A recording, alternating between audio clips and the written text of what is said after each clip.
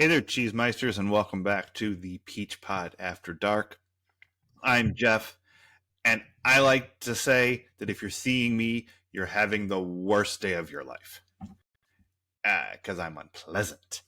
And joining me on the other end of the internet, my host. I'm Leslie, and I feel like grabbing you by your ears right now and screaming, I'm not fucking interested.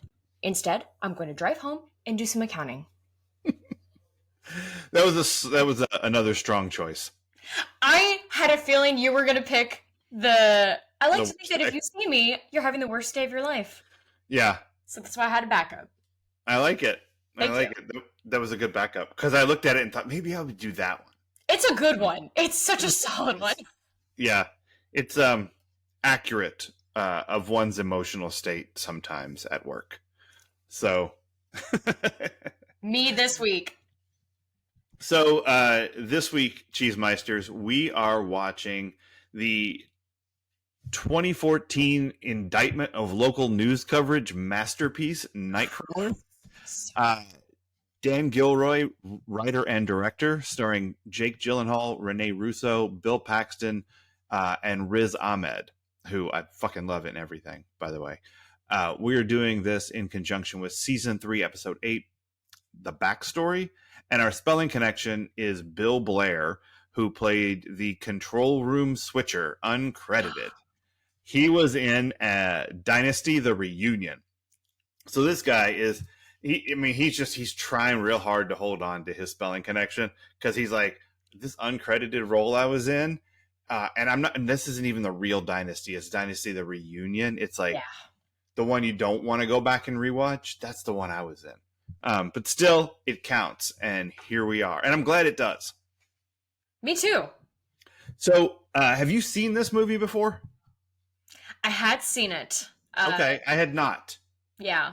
Once again, one of those watched because an ex was like, hey, I want to see this movie. Do you want to watch it? Okay, cool. Okay, so this movie, for anyone who hasn't watched it, and I kind of recommend you do, I think it's pretty good. Yeah. Is Jake Gyllenhaal plays this guy who, excuse me, can't get a job, really. He's starting at the movie stealing metal and trying to trade that in for cash and work his way up some sort of corporate ladder by wheeling and dealing with everyone he meets. And he comes across a car accident and stops because that's what people do. Yes. And goes back and is like, whoa, there's people here taking video of this, and it's going to end up on the news. I'm very interested in this as a career path. Could I subscribe to your newsletter? And so then he becomes one of these night crawlers going around with a police scanner, finding the car crashes, the homicides, the rapes, not in the bad neighborhood, because that doesn't make good news footage, only with the rich white people. And he's good at it and sells his stories, and he sells his footage, which makes stories. And then he starts arranging things a little bit. Oh, God. And it gets ethically rather dubious what happens in this film. So, first viewing versus second viewing, what changed for you? Anything? All I remembered from my first viewing was like, oh, this is eerie. And then watching it the second time, I appreciated the music choices so much more. I mean, from the beginning, you get this.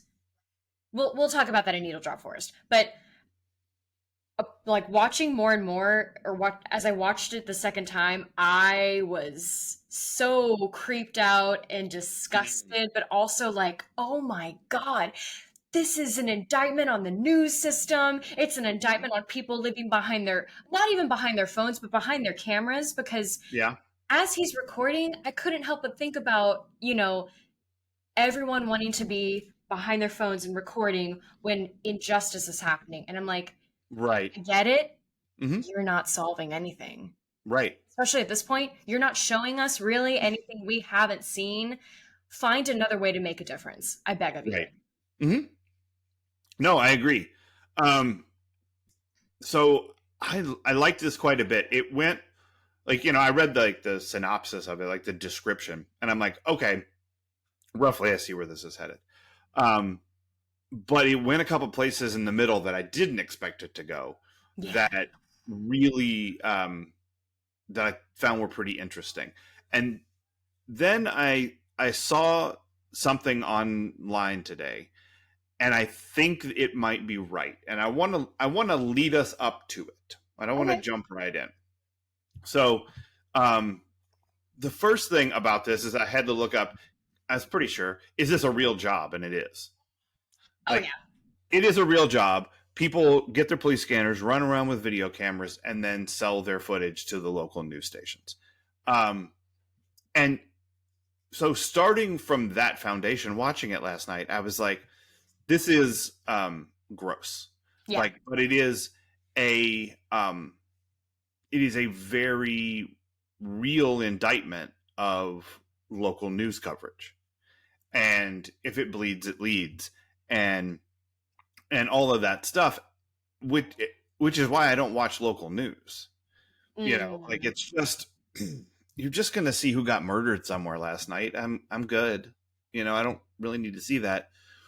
But this movie presents it so accurately, at least that part of it. I don't know about the staging crimes and police shootouts to, whatever, your own cause. Um, but um, it makes it made the city of Los Angeles feel like a place I was living in watching, Yeah. because I was watching it the way it's presented on local news. Mm-hmm. And that's the way you feel when you live in a big city.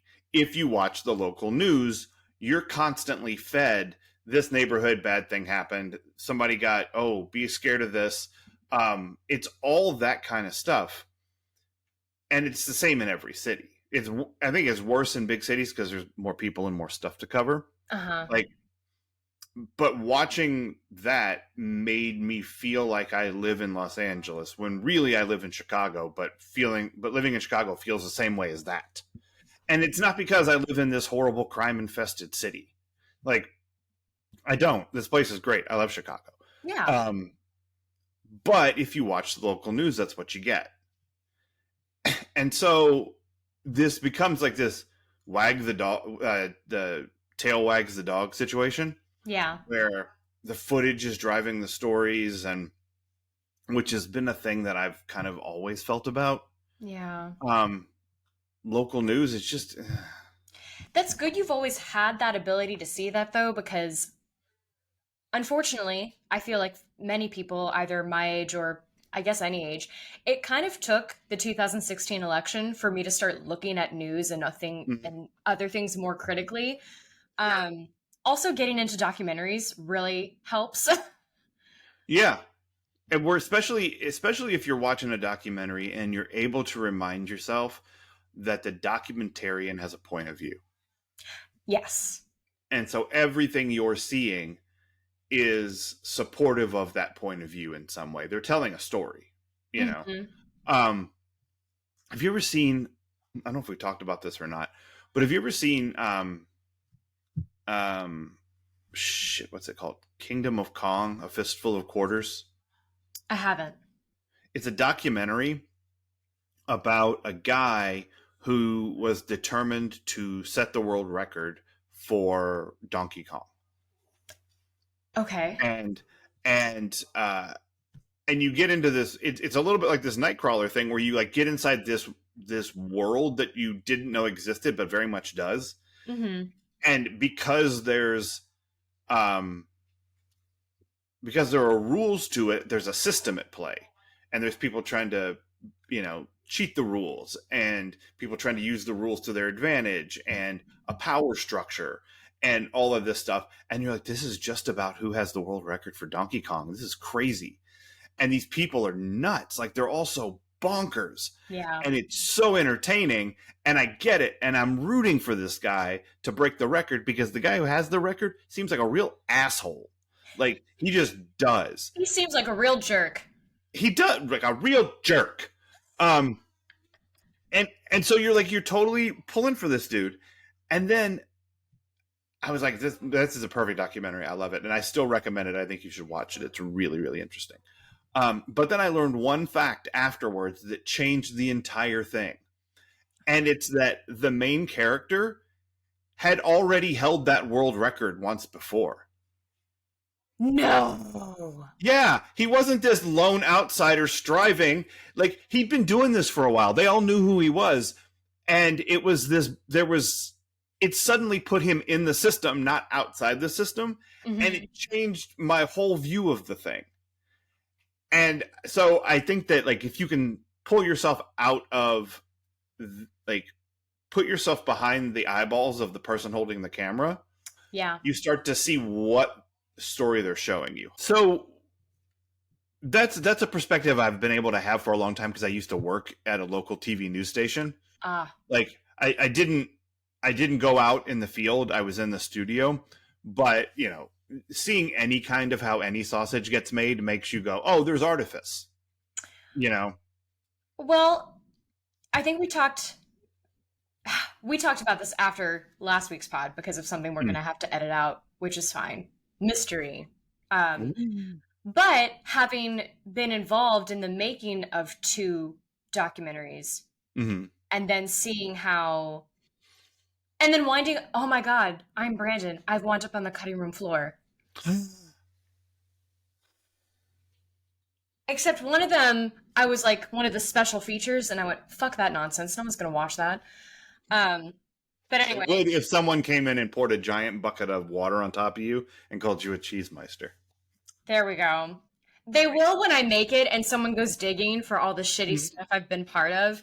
For sure. Um, but yeah, again, being a part of it and hearing the questions that they ask because they're trying to get that Mhm. viral. Well, it wouldn't have been a viral moment then, but it is now, and it would have been. I don't know what you would have called it then, but again, it would have been the hook for, Right. say, a trailer. Right. Yeah. Yeah, Yeah. I get that. It's shit. There was another thing that all just made me think of, and it skittered away. Um. So I guess that's one of the things that I found um really grounded about this movie, very real about this movie, is the very upfront nature of the rules of the game and why they're there. mm-hmm. And they're delivered through the main character who is like at best a sociopath, like just completely disconnected.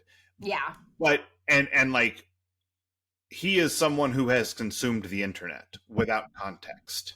yeah, So he's just bringing facts up that he read somewhere, but he is and this is one of the things that struck me so hard at the beginning of the movie that really carries throughout is how much of the time he spends trying to make a deal.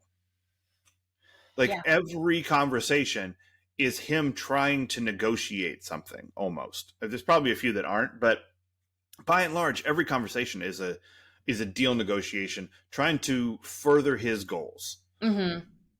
Up into even the end where the reason that he lets his coworker die is because he got the better of him in the deal, and if you do that this time I know you'll try it again, so Yeah, it's probably better for me if you just go. Like he's always dealing, and it's interesting to watch him do it because at the beginning he's very bad at it.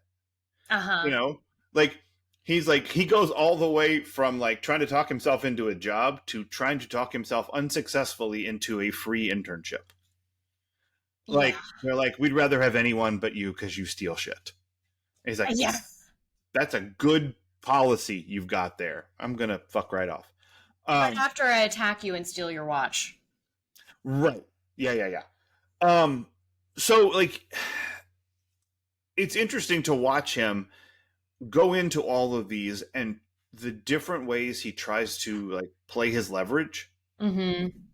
And most of the time, his leverage is based on him having an an encyclopedic knowledge of the rules of the game. Mm-hmm. You know, like he understands what he wants, and he understands what you want. And this really comes up when he's blackmailing Rene Russo into having a sexual relationship with him, Oh my God. Yep. which is like a place I didn't expect this to go. You know, like that was the twist in the middle. Where I was like, what the? Okay, God, this guy's doing something here. Yeah, it's again, I'm going to try to come up with other adjectives, but I can't express enough about how haunting this movie is because Yeah. everything he's doing up until he starts putting himself in these crime scenes by like moving people, Mm-hmm. by going into the houses, everything he's doing Yeah. up until then, even all the conversations he's having, are he's not technically doing anything illegal, but like Ted Shaw, I don't remember the actor's name because he's Ted Shaw to me from Mad Men, but like as he keeps saying, this is not ethical. Like none of Right. this is okay, which Right. as we're finding out with like the internet, social media, as they show in this with broadcast journalism, the lines get blurry really quickly, and then how do you get out of the murkiness? Right. Right. And he is like the movie is doing this thing where it's showing you all of the forces at play behind the reason that local news is like it is. Mm-hmm. It's hey, you've only been in this any job you've ever had 2 years, and the next month's ratings are crucial to whether you get to stay or not. The things that drive eyeballs are this. I know that. This is what I'm offering you. This is what I want in return. Like it shows you all the levers that are getting pulled, right? And like that's damning enough, Yeah. right? This whole thing where we're watching the it's not just the news, it's the consumers that are to blame. We are the ones feeding this machine by continuing to watch, which drives them to want to put it on, which means they need the footage, which means they need to have these stringers out there doing this crazy job, which means that if there's a really sociopathic one, all he has to do is move this needle this lever over here a little bit more by pulling the body into the frame or moving the pictures up the fridge. But here's You what's know, upsetting to me because who who started this insatiable need for consumers? The right? journalists. They said, I mean, say you put out, obviously you have to tell things as they come. Mm-hmm. And you can't help but see that it spikes ratings Mm-hmm. because you've given the consumer a taste of something. It's no different than when you give your pet peanut butter. Right. They're going to want peanut butter all the time now, even if Right. it's, obviously any one thing is bad for you all the time. Yeah. Just like seeing all the crime and the negative stuff in the news is bad for you, but people feed Yes. off of it. And Mm-hmm.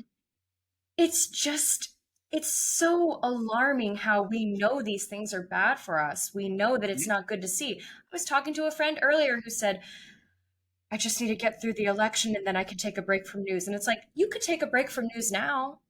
Like, Right. The election will still happen. like I understand the need to want to like to feel like you need to know everything or know as Mm-hmm. much as possible to keep abreast, but at the end of the day, your health matters more. So like Right. just like you have to, sprinkle in some fruits and veggies for Mm-hmm. your personal diet amidst all the sugar, like, you need to sprinkle in, I don't know what the fruit and veggie equivalent would be, but just not news.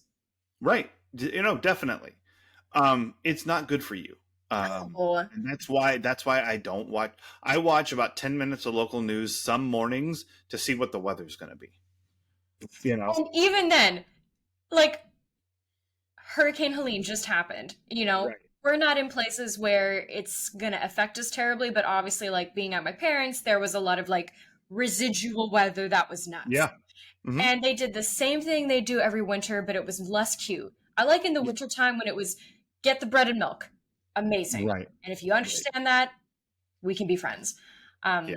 We can be friends either way. But like, It's but again, you're watching this hysteria happen. We uh-huh. had to drive to and from rehearsal, and my mom was panicked. And I went, Uh-huh. I've driven across the country twice now in blizzards, in things like monsoons. Like we've driven Hmm. through it. We're adults. We know how to get through it. But the way Yeah. the news was portraying everything, Hmm. it's trees are down everywhere, electricity's out, and it's like, well, that's true for some people. It's not true for Right. everyone. Right. And the people it's true for can't watch this because their electricity's out. Um. Yeah. I'm not a fan, generally speaking. I don't. I would, however, just like to say it's not the journalist's fault. It's Yes, the that's true. corporations that make the money off of your eyeballs. Like that's Yeah. whose fault it is. Thank you for that Um, correction, because I like journalism. I want journalism to still exist. We need that. without a thumb on it. Um, Well, and just like any job, there are corrupt people who come in right. and muck it up. It's the same thing that's happening in the intimacy choreography world. There are people infiltrating or that have been in there who maybe aren't doing it the way that it should be done or are showing it at its worst, you know? Right. Hmm. Um, all right. I think we built to it. Here it is. Is he the devil?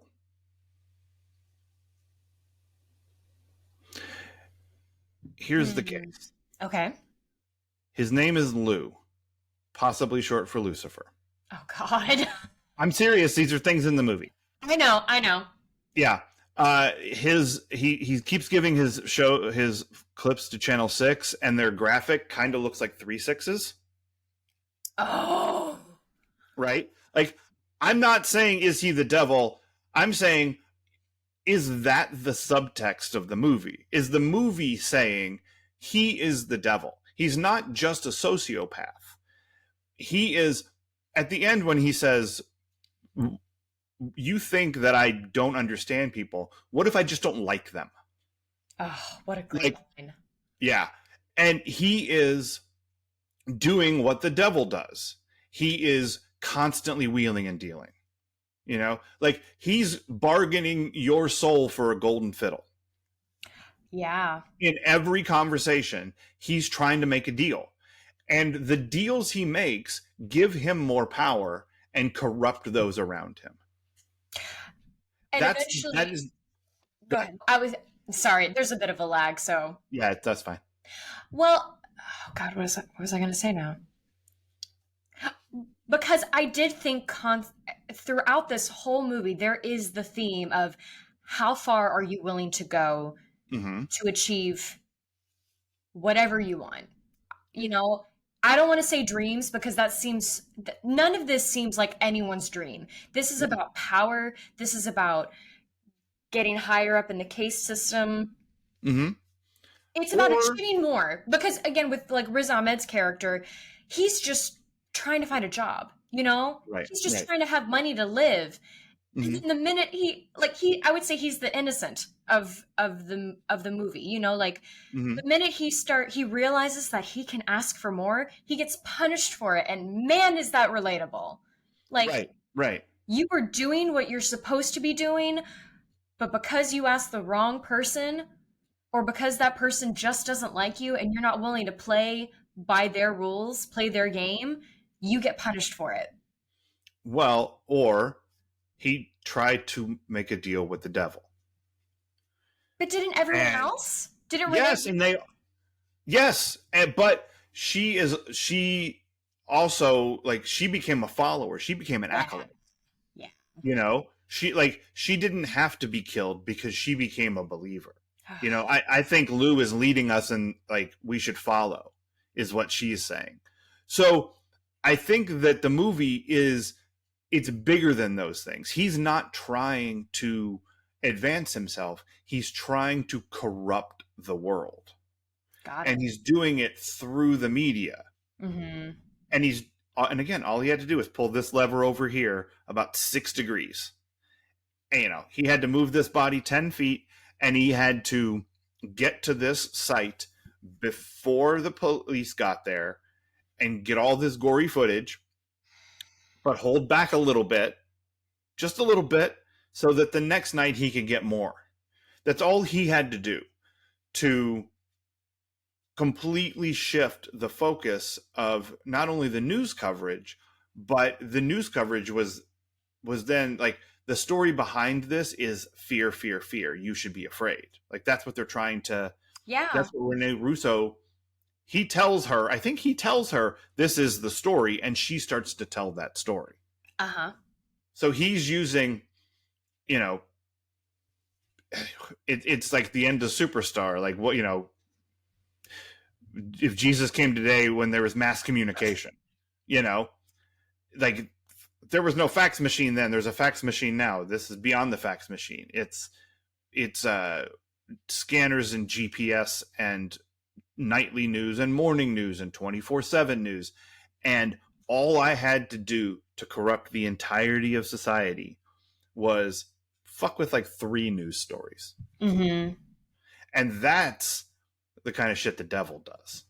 Yeah. And that's why when I read that, I went, oh, fuck, I do think that's what was going on in this movie. Yeah, that's pretty great. Yeah, Because not my idea. I saw someone write it and I went, oh, that feels true. So anyway, go ahead. well, no, it feels so true because I feel I feel like more often than not, we do get the theme of like how far are you willing to go Mm-hmm. to achieve your wants? You Mm-hmm. know, and a lot of times it can be horrifying. You're like, yes, go for your dreams, but also maybe don't destroy people in your path. And Right. this one doesn't really pick a side, but it does show you in a very disgusting way like this happens. These people are allowed to exist and keep going. There are devils in the real world. Mm-hmm. And Yeah. it all you have to do is you give them enough breadcrumbs, like it kind of falls in that line of like you're either with us or against us, which is We're just going to make you with us. or You get know? rid of you, Right. Yeah. Yeah. as what happened to Rick. So very good movie, very again, just terrifying because these people are out there and it's like what can you do other than hope that you will be one that you will be able to avoid them so you Mm-hmm. don't get like Rick, and but then also if you do, you find a way to not get sucked in and still keep yourself safe. Yeah. Yeah. Don't make a deal with the devil, everybody. Bad idea. Yeah. Um, You even if you might get to play on the Yankees, it's not a good idea. right. Um, I wanted to make a masturbation joke there really bad, but I decided not to. Um, From damn Yankees? no, just Yankees. Oh my god. I know. I told you I wanted to, but I didn't. Um, shouldn't we applaud my restraint? I agree. Myself. All right. How about some adventures in intimacy? Oh boy, this one was really fascinating to me because this is one of those where there's so little, but it says so much. Mm, Uh, oh man. So we're going to start with, I think, when we really start to see intimacy show up in this, which is when Rene Russo's character goes to have dinner with Lou, Jake Gyllenhaal's character, because he's just not letting her say no. nope. And it gets worse. And there's a line he says, "What if by saying no you fuck it up?" Right. And I threw up, in case if anyone was wondering. Yep. Uh, yeah, I threw up a lot. But that's when I realized too, oh, this is about power dynamics. Because Mhm. what we just saw in power, the switching of power is such an important ingredient in building a recipe of intimacy. Mhm. And you haven't, I don't know about you, but I hadn't thought about it at all until that happened. And I went, oh, she's lost the power and she didn't even realize it. Yeah. Um, The leverage that kept changing. Yeah. and it's things like that. People, I think people choose not to acknowledge power dynamics. I don't know Hmm. how you can not see it or avoid it. I know they're subtle, But it's so astonishing to me that people think that just because, well, I get along with my cast, we're like a family. Right. I'm telling them at the beginning of every rehearsal process, you all can come to me. It's about safety. People, at the end of the day, if you're the one who hired me, you have power. Mm-hmm. Why should I believe what you have the power to hire me? You also have the power to fire me or make this process really rough for me. Why Right. should I feel like I can go to you? And Right. that is why, again, you need people like fight choreographers, like intimacy choreographers, like Mm-hmm. union reps to be Yeah. there to be the go between. Mm-hmm. Like, and I don't know why people don't. I mean, I get on the obvious level why some people don't want that. I get on the obvious reasons. But it just doesn't. I mean, I've had to acknowledge that even when I come into the room as an IC, I have power, Mm-hmm. like, and I have to be aware of that and have to be okay with, like, people might still not feel comfortable telling me yes or no to things, Right. But again, ultimately, it's all going to come down to, like, power dynamics exist, Mm-hmm. and it's up to you whether or not, it's up to you how you handle them. And Right. unfortunately, in this case, she she's forced in a way. Well, here's the I thing. mean, uncomfortable. I mean, She's forced because she also wants something. And yes, he knows what she wants. So he is telling her out loud. This is the part that I think is interesting about the way that his negotiations go, because he's so literal, uh-huh, is like, not only is he saying out loud what his position is, he's also explaining the system in which you're working and explaining what you want and why, if you want what you want, you need to do what I want. And he's just saying it out loud. Like, that's part of all of these things. He's just speaking it out loud. But she could always, if she didn't want to make this job the one where she lasts longer than 2 years, like if she was cool to walk, yeah, then he loses that power. Then he loses that leverage. It sucks that that's the position that she's in, but also he's the devil. So there's that. yeah. And it just, in this scenario between the two of them, it raised so many questions to me about, like, consent versus coercion. Uh-huh. Because yes, she's agreeing to go along with this, but not, as we say, not with 100% enthusiastic yes. Right. Mm-hmm. This is like, so, again, I feel like they did this so well and how they played with it. I was really glad that they didn't get in, like, a lesser story, a lesser film would have gone into, like, graphics with it, and I'm glad they Mm-hmm. didn't, because they realized it was disturbing enough to see Mm-hmm. this power flip.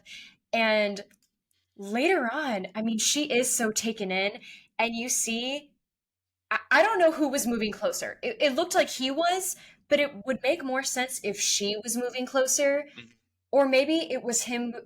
I don't know if you remember what scene I'm talking about, but she's watching the arrest, the shootout happen, and she's. I mean, you see her. She's had the Kool-Aid. She's a follower, Mm-hmm. and the space between them shrinks Ah. just enough, and then he leaves. And again, they played it so cool because they didn't have her, like, lean in more as if she was wanting something. You can tell enough from the way she's, like, keeping eye contact with him, the way Mm-hmm. she's, like, facing him, profile, how we're seeing her. She wants him. She is into this. Right. I would say she's fine with this now. She might still have some inkling of ickiness, but she's invested. Yeah. Well, because she says we should be following him. He's leading us the right direction. Like, she's all the way in by the end of it. And again, I don't know. I could not tell who was leaning into who. It looked like him, Mm. but it would make more. Yeah, it looked like he was the one leaning in, again, maybe to, like, test her, and then, but he is definitely the one who pulls away. Again, Yeah. showing He's I'm in in control. charge. Yeah. Yeah. Um, coolest, again, I think this is some of the coolest intimacy we have seen so far, and it wasn't even like it wasn't anything graphic or like passionate, obvious. Right. Um, two, let's see. There Hold on, pause right. one physical thing that I could comment on, and again, this kind of ties into how power dynamics are such a big theme or underlying Mm-hmm. theme in how he interacts with people and takes their power. There, I forget who he puts his hand on, but he puts his hand on this other person as a gesture to comfort him, the other Uh-huh. person. But he does it in such a way of, this is what humans are supposed to do. I'm Right. showing you that I'm human. And then he does this, just the slightest little, like, very slight, maybe it was only one finger lifts. Like, you know how when you put your hand on someone's shoulder to comfort them, you might rub their shoulder a little bit, might pat them, something. His is very stiff, and then Mm-hmm. maybe one finger slightly moves. Interesting.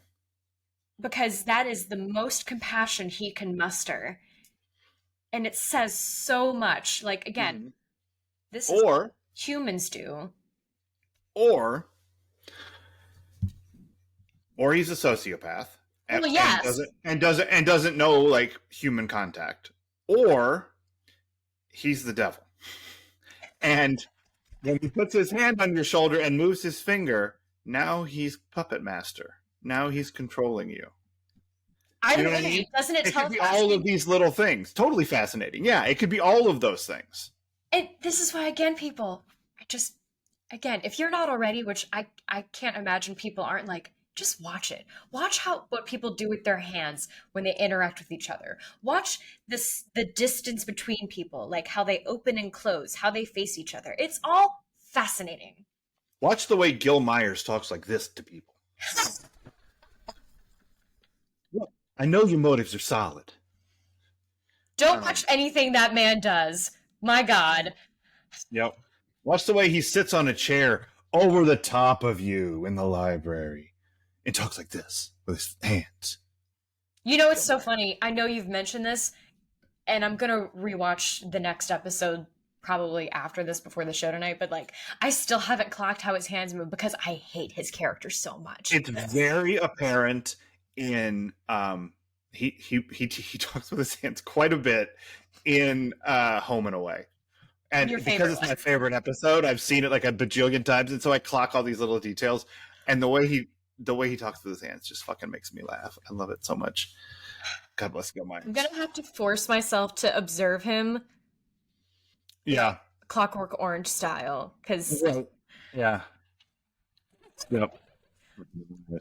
Um, any other intimacy adventures? no, as usual, I hope it made sense. It was so fascinating, but like I had so many, again, there you could go so many areas and I wasn't sure which way, but that's kind of the great thing about playing with intimacy too is that it doesn't, the story only the actors really need to have the answers. Everything else, yes, you know, It's totally fine if there's questions. Yeah, yes. because maybe the devil thing is bullshit, but it just feels right to me that like he's playing on a level that I didn't see when I first watched the movie.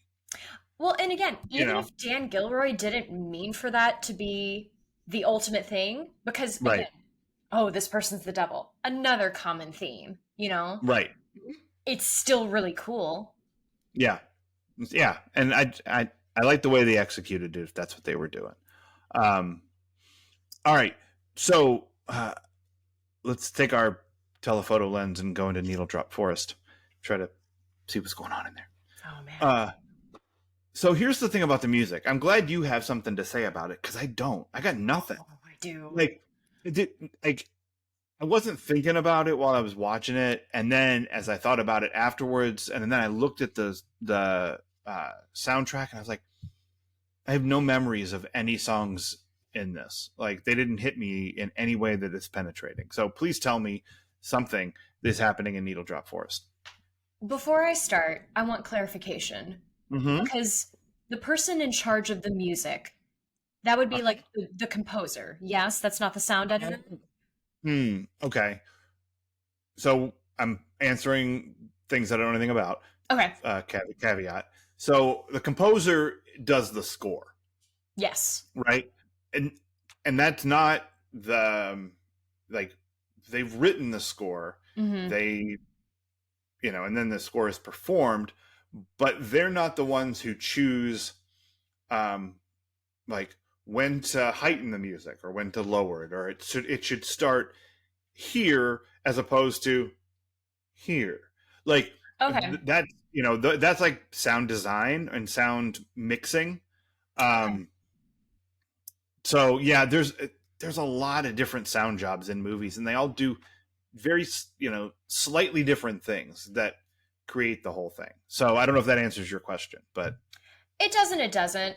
It's just it helps me go into because I don't want to give flowers to the wrong person. So I'm just sure, going to sure. say the people Whoever did this, thumbs up. whoever scored this, whoever worked on the mixing of it, excuse me, you're sick, but also amazing. Like you're sick in the best way because I noticed it from the beginning. As you know, we're getting scenes of LA at night, and there's like Mhm. this kind of inspiring music playing, and then within a few seconds, dum. There's like Oh yeah, there's some kind of heavy chord, and you're like, oh, right, this is not going to like it. It very quickly wants to tell you, don't get your hopes up about this. right. Yeah, you shouldn't feel great right You now. This you sh- isn't good. no, you should not feel safe. Um, you shouldn't feel like this is going to be a happy, inspirational movie because it's not. Right. This Uh, guy might be the devil. He might be. he might be. And then the other moment I noticed it throughout the film because once you hear that, you're like, I need to be paying Yeah. attention to this. And again, it Mhm. helps that it was my second viewing. Love Sure. that. This is why I rewatch things a million times. Um, but in the scene where he finds that crash and he moves the body, Uh huh. as he's going to find the spot where to shoot from, the camera zooms in on him and the music, there's this inspiring music happening again, and it swells, and it's so despicable because you realize, oh god, this is his moment. He really is, Right. it is he feels like Christopher Nolan, Spielberg. He's having a Hmm. moment right here with this camera like, I've done it. Yeah. I Amazing. found it. He Yeah. feels so good about himself. And again, you know what you're seeing is sick, but the music, you can't help it because it makes you feel away. And it's just like, oh, what am I in? What have I done? It was so incredible to me. And you hear it Y- again throughout, but that was where it really hit me. I was like, this is disgusting. And I love whoever did this. You know what it was? It was when Glenn Miller found that sound he'd been looking for. It was exactly that. Poor Glenn Miller turning over in his watery grave. Oh, Like, nope, justice for Glenn Miller. not what I meant. No. I mean, it is. It's like he found his thing. His thing is fucked up. Let me move this body. But like, And you're right. That's the emotional. The movie is like, he did it. The devil found the thing. yeah, Yeah. they again, it's not like I don't feel like they wanted us to be on his side, but they wanted to trick us and show us again how he's feeling. And I doubt it's not the first movie to do that, but it's just No. really cool when you find it because Mhm. it's so contradictory. Yeah. It's again. I was singing "Help" on stage for years. But because it was to a nice beat. That's right. Yeah, that's what it is. If you if you make the melody play against the feeling, then you get dissonance, and it's really interesting. And this movie plays in that field quite a bit. Yeah. Anything else for Needle Drop Forest? No, Ember wanted to say hello, so. Little dog Ember. So, this is the quietest you've ever been in here. I know. Good job, Amber. All right, what else time? Um, is is this? I know. Is this anybody's defining role? Bill Paxton. No. Definitely not. Also, it was great to see Bill Paxton on screen. Hmm. You know, he Yep. went from What chase. I miss that man. what is his defining role for you? Twister. Yeah. Okay. Oh yeah. Okay. Wait, Um. hold on a second. No, I'm torn between that or Titanic. Oh, see, and neither one of those are the. I mean, I get it, but neither one of those are the ones that I most associate with him.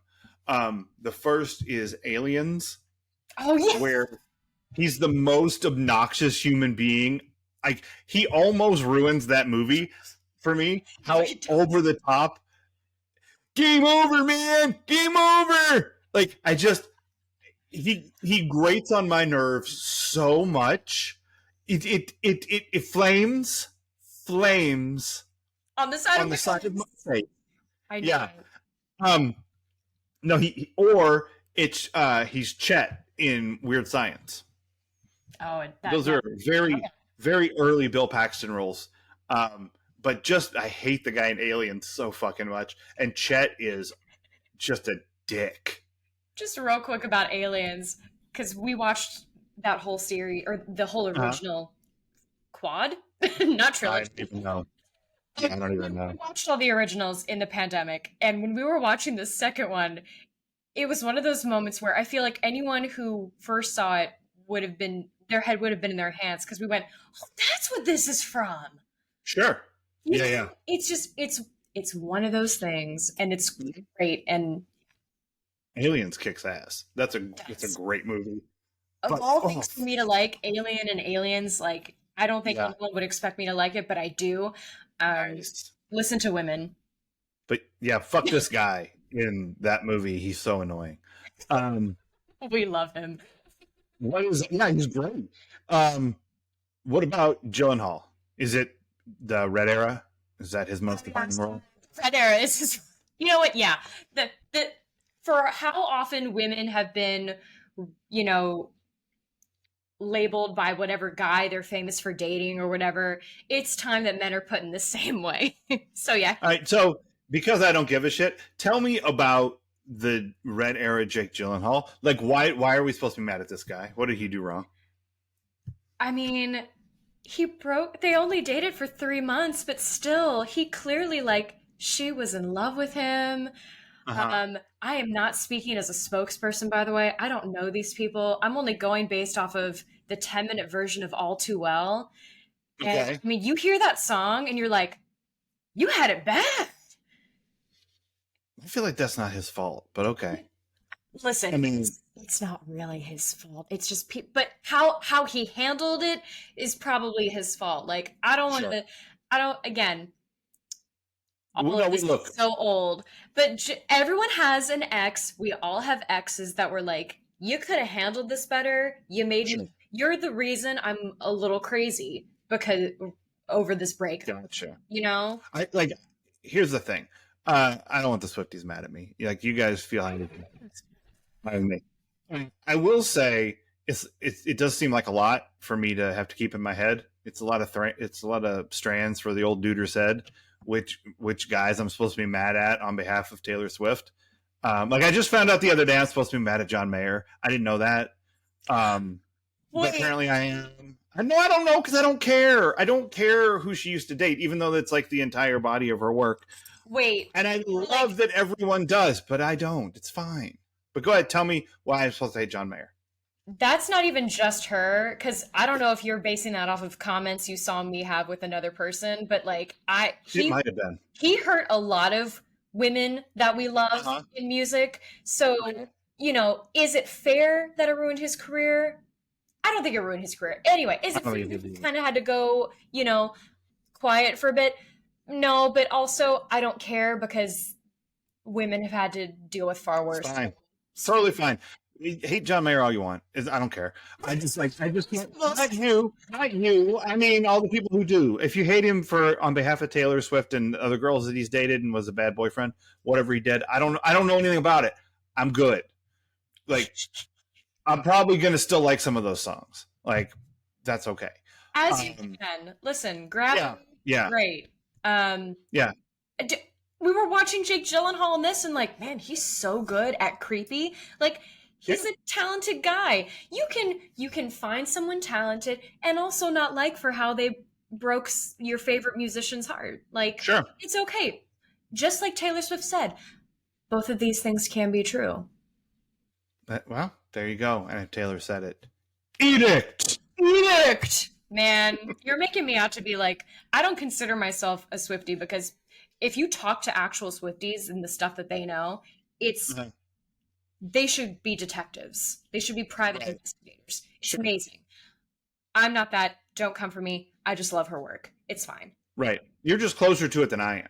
So like if I have a like everyone out there went, of course he's fucking red hair asshole. You should know but I don't. I don't know that. It's fine. The So the bigger thing to take from all of this too is we also just need to stop listening to songs by any artist and asking ourselves, who is this about? And the question should be, can I relate to this? Can I? right. I'm so sorry, but also like enjoy it for that. Can we stop wondering? And I'm asking this for myself too, because like it's so, I mean, people are still curious about who You're So Vain is about. It doesn't matter. Here's who it is every time, except for that one, because as we discussed, it's Mark Few, or Mark Felt, whatever. Um, it's Dave Coulier. It's always Dave Coulier. Every time. No, every time. What if Ever since 1995, everything's been about Dave Coulier. cut it So, out? yep. Shouts to Atlantis. Um, all right. Okay. What else? What else you got? I got nothing after that Yeah, music nothing. discourse, and I'm glad. That's a good Like, one. I think we spoke Um, some important truths. So my what else is, and I mentioned this earlier, but I used to work in local news. When I first got out of college, I worked for WDRB in Hmm. Louisville, the Fox affiliate, doing the nightly news. Cameraman, ran audio. I did some stuff for some golf shows that we did. So I'm an insider, man. I know what it's like in the 51st market in the country to do the Okay. 10 o'clock news. Um, I like that job quite a bit, actually. Um, there's, and I think you'll relate to this, being on stage and whatnot. Yes. There's something about it being live Mm. that is fun. Like it's you get it right, or 30,000 people see that you fucked up. Yeah. Like there's something. There's a charge to that, and it's fun. Like, and also like that job, I was only working like a half an hour on a 4-hour shift. You Yeah. know, like I had to get there at 7. We went on the air at 10. I think we did an hour on the weeknights. So I worked for an hour out of the 4. And then you like the minute it's over, you wheel the cameras out of the way, you turn the lights off, and you leave. Like it's done. So it's a very easy job. I watched a lot of wrestling, Hmm. but like that time when you're on was fun. Like there's a charge to it. Yeah. And it's like when you're coming back from commercial and you accidentally have the wrong mic up, and like the other person is getting ready to start talking, and you're like, boom, boom, and like you killed the one that shouldn't have been on, and you turned the one on right as they started talking, and you nailed it, Yeah. and like there wasn't any dead air. You're like, yes, like it's fun. So there is I get like I felt a little bit at home in the control room of the TV studio in this movie. Or so yeah, it was just fun to feel that. Were you ever that guy sitting there awkwardly having to listen to a subordinate be called out? Um no, mostly what I had was, so there's the talent on air, right? Hmm. And then I was, if I was running audio, I was in the control room. But if I was running camera, I was in the studio with them. And so I've got headphones on, and the other camera operators have headphones on. The talent has earpieces. The only thing the talent is hearing is the producer. I am hearing the director and the assistant director who are like, the producer is the one talking to the talent, walking them through the story. Say this, make sure you get this in, whatever. I would give countdowns. The producer would give me okay, it's 5, 4, and I would. That's me. That was part of what I did. Yeah. And when they were reading a voiceover, you'd have to do it right underneath their face on the counter, because the camera was showing the package, like the video footage, and they're reading, and so they're looking down at their script, not up at the camera, so you can't count in front of the camera. You got to go right up underneath them and give them. Wow. And professionals would hit it. But you could hear in my headset when the anchor said something fucking stupid and everybody in the control room started laughing. Oh no. And the anchor couldn't hear it, but I'm like having to poker face, like just no emotion, while like everybody is dying of laughter. And you're just like, they're laughing at you right now and you don't know it. Fuck. Oh no. Like, Amazing. It's a fun kind of gig. I highly recommend it. Although I got offered a job to do that when I came up here to Chicago, and this was 25 years ago.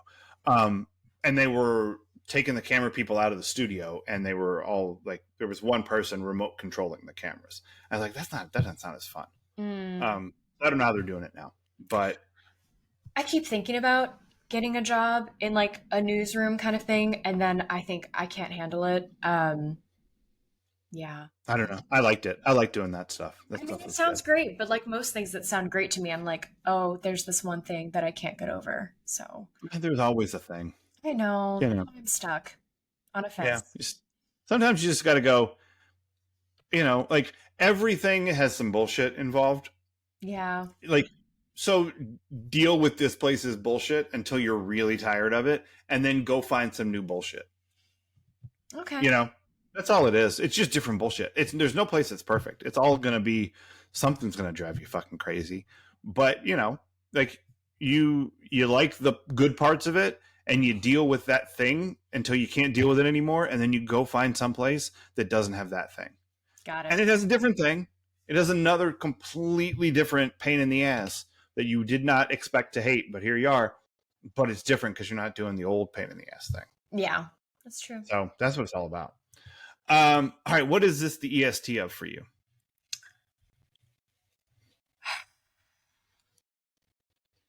Do you have one?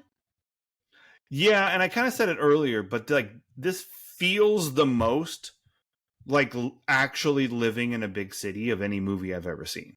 Interesting. Because it presents it through the lens of local news.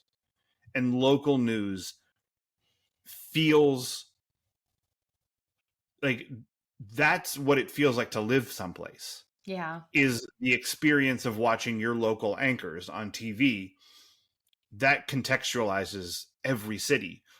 But all of those things are the same. Yeah.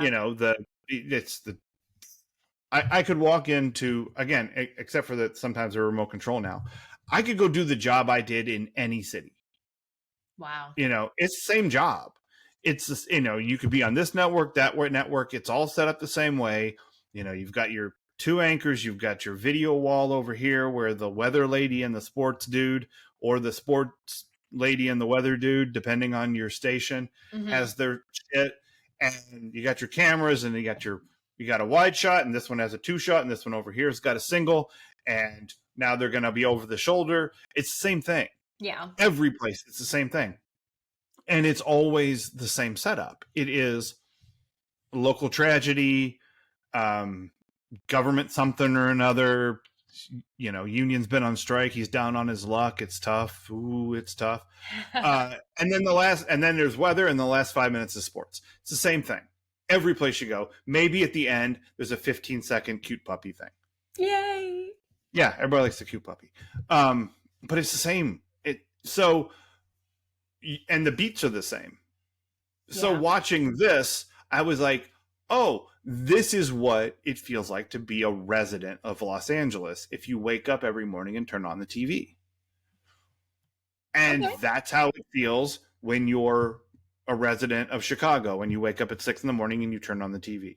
And the same as in New York or Miami or Atlanta or whatever other cities that I've been to. It's the same thing. Yeah. They're all the same. Boston, you turn on it's 6 a.m. in the hotel, it's like, oh, okay, that's the neighborhood where a car got jacked last night. That's where the construction is happening this morning. Yeah. The city councilman did this bullshit last night.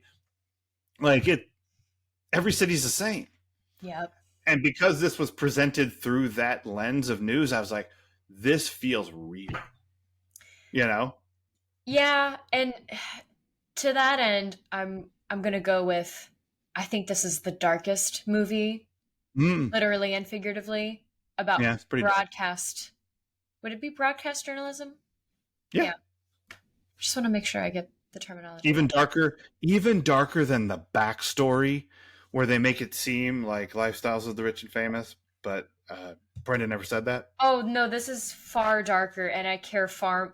Listen, the needs of the many outweigh the needs of the few, and the few are the privileged kids of 90210. But can I borrow a cigarette? Brenda smoking. Listen, I can survive the smog and crime of Jake living in Gyllenhaal LA. night crawling. If I can survive the heartbreak after 3 months of giving Jake Gyllenhaal my youth and love and getting, again, if I can survive that, what are a few cigarettes going to do? That's right. If I can survive all of that, what possibly could happen to me by taking this job driving Jake Gyllenhaal around? That'd be fine. Riz, no. I know. Justice for Riz. That guy's awesome, by the way. Have you seen fuck, the name of it just ran out of my head. He did a limited series on HBO a few years ago. I must not have seen it. The night before. I'll look it up. Anyway, he's great in that. Like, he's so good. So yeah, thumbs to Riz Ahmed all the way. Nice. So we did it. We did it. Once again, we have proven my theory that everything comes back to Aaron Spelling. Even Nightcrawler. Even the devil, maybe. Oh my God. Just never know. All right, so join us here next week, Cheesemeisters. On Wednesday, we are going to be talking about High Wire and the dreams of Andrea Zuckerman. And next Friday, because there's a circus involved, we're going to watch Octopussy. So that'll be fun. It's our first Bond. We haven't done the James Bond yet. Oh God, I've got 1 week to work on a song. Okay. It'll be good. All right. So yeah, Octopussy next week. That'll be fun. So until then, Cheesemeisters. Cheers.